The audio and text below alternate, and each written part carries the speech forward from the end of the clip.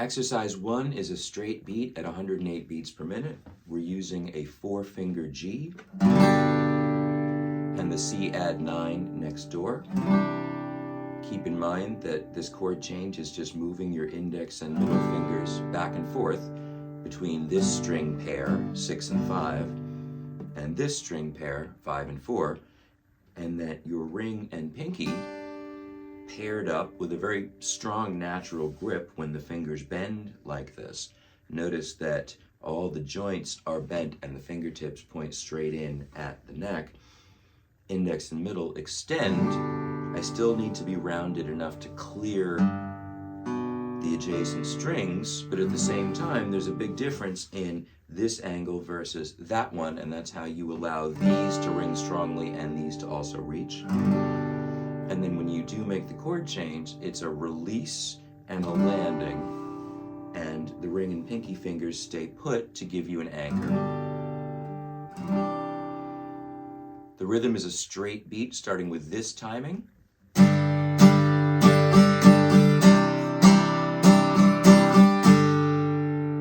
Very straightforward. Down, down, down, up, down, up.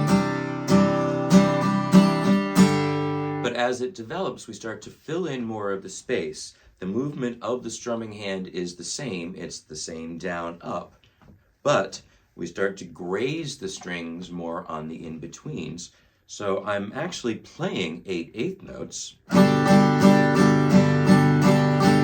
But instead of hearing that, you hear...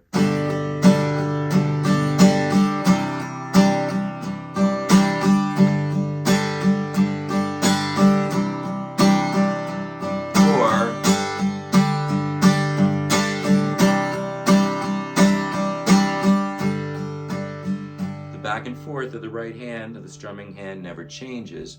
The difference is how many strings am I hitting? Am I swinging through the entire chord, all 6 strings? Or am I emphasizing or aiming for the bass strings?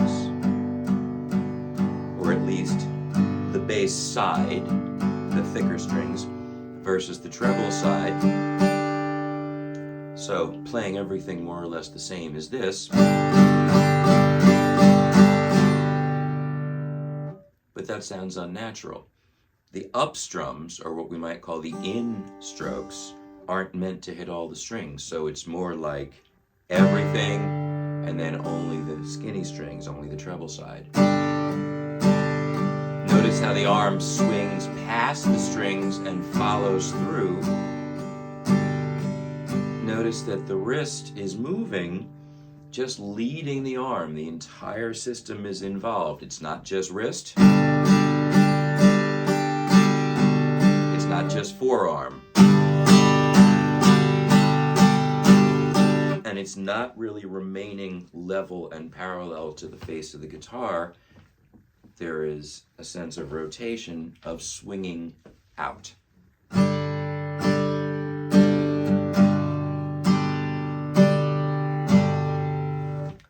As we play with this, we can also vary the dynamics, hitting some things harder.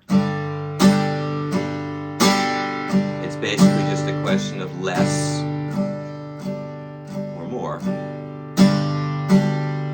How far do I swing? You mix up those two variables. Where are you hitting it and how hard? And starting here,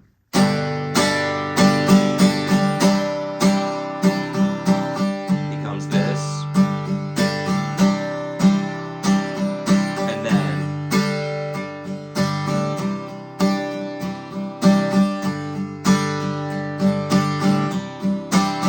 We can vary it.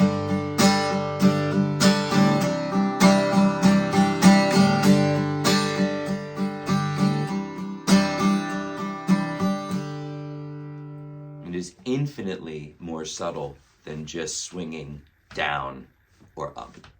Here comes the practice track.